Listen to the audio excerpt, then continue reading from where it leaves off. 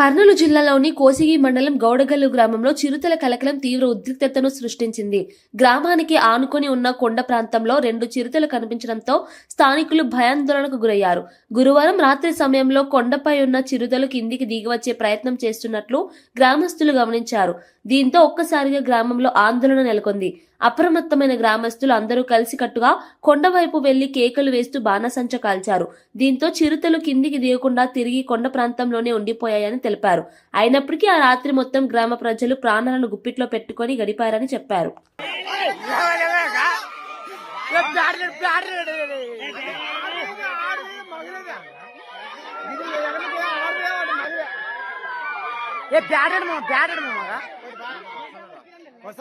ఇటు మన బ్యాటరీ బాగా